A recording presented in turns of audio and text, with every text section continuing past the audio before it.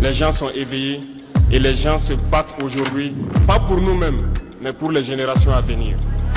Nous nous retrouvons pour discuter du sommet des chefs d'État de l'AES. C'est le tout premier sommet où ces trois dirigeants s'y rencontrent et cela se concrétise enfin. Nous ressentons une immense joie même si de nombreux défis restent à venir. Chers compatriotes, comme toujours, nous vous adressons nos salutations. La première chose à considérer est le symbolique de cet événement car elle est cruciale pour notre analyse. Nous devons aborder la symbolique avant de discuter des actions entreprises par chaque pays pour préparer ce sommet. Il faut également jeter un coup d'œil sur le sommet de la CEDEAO qui a eu lieu récemment et examiner des décisions importantes qui en sont sorties. Nous allons aussi tenter de protéger ce qui pourrait se passer en analysant les résultats de ce sommet. La symbolique est extrême puissance. C'est un moment de grande fierté et beaucoup d'entre vous ont sûrement participé à cette discussion, des partages et des débats pour réaliser ces rêves d'une Afrique unie. Oui, nous ne trompons pas, nous sommes en train de vivre l'unité africaine. Cela a commencé avec ces trois pays et je suis convaincu que cela continuera à croire. Les pays africains se sont retenus. L'accueil à Niamey a été spectaculaire. Vous avez vu comment IB a été escorté, marchant à côté du président Tchani jusqu'à leur destination.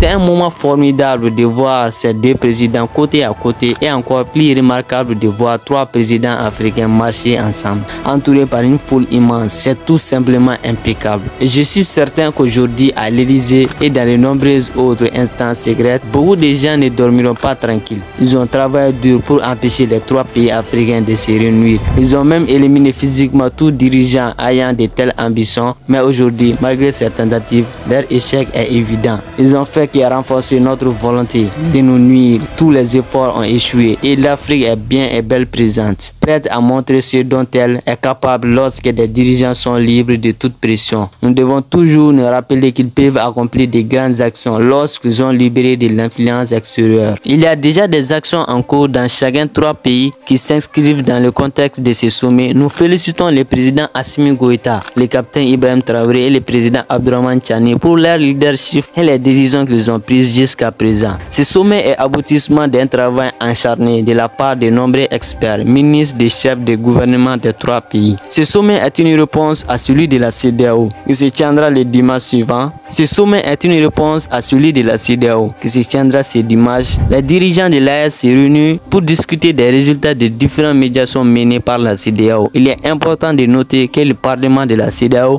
avait été mandaté pour négocier avec les pays de l'AES, mais cela a été un échec. Leurs émissaires n'ont même pas été autorisés à entrer dans les pays de l'AES pour discuter de la CEDEAO. Le président du Sénégal, Bassirou Diomaye Faye, a également tenté une médiation, mais ses efforts se sont heurtés à des positions très rigides. Il a lui-même admis que les choses étaient difficiles et que toutes les portes étaient fermées. Sa médiation a échoué car il n'a pas réussi à convaincre leur pays de l'AES de revenir dans la CEDEAO. Une troisième médiation a été tentée par Bruxelles, mais cela aussi s'est avéré être honte pour les Africains impliqués. Les diplomates des trois pays de l'AES ont clairement indiqué qu'ils n'étaient pas prêts à revenir dans la CEDEAO et que leur départ était définitif. Ils ne souhaitent pas non plus changer de partenaire car cela reviendra à se soumettre à un certain partenaire imposé par la CEDEAO. Nous avons également des informations selon lesquelles Alassane Dramane Ouattara aurait été activé pour tenter d'une nouvelle médiation. Cependant, il est en difficulté lui-même. Il est peu probable qu'il ressuscite là où d'autres choses ou d'autres ont échoué. Les chefs d'État de la CEDEAO ont également contacté les présidents de l'Angola pour essayer de discuter de cette perspective avec les dirigeants de l'AES, mais il est clair que les pays de l'AES ne reviendront pas dans la CEDEAO. Les décisions attendues lors de ce sommet sont nombreuses. Tout d'abord, l'officialisation de l'AES est en tant que conférence des chefs d'État qui deviendra l'instance la plus suprême de l'AES. Cela marquera une étape importante dans la formalisation de cette organisation. Ensuite, des mesures seront prises au niveau de la sécurité. Les trois armées continueront à coopérer étroitement et des initiatives seront lancées pour renforcer l'industrialisation militaire des pays de l'Est. Le Mali, par exemple, a déjà annoncé la création d'une usine de fabrication de munitions et d'une autre pour l'assemblage des blindés. En matière de diplomatie, la Confédération envisagera la création de nouvelles instances pour répondre aux besoins de la région de manière unanime. Cela permet d'éviter les tentatives de l'économie, notamment à ce qui concerne les ravitaillements des pays de l'Est, les infrastructures nécessaires au développement interne et la gestion des questions monétaires. Chers compatriotes, nous vivons un moment historique. Le sommet des chefs d'État de l'Est marquera une étape importante dans notre quête d'une Afrique unie et prospère. Continuez à soutenir des dirigeants qui osent défier les pressions extérieures et travaillent pour l'avenir de notre continent. Restons unis et déterminés dans notre lutte pour une Afrique forte et indépendante. Cette notre analyse de ce sommet historique, nous y reviendrons avec plus de détails et les décryptages à la fin de ce sommet. En attendant, joignez-vous à nous de saluer le courage et la bravoure de ces trois présidents. Il fallait oser, ils ont fait, ils ont mis dehors les agents macroniens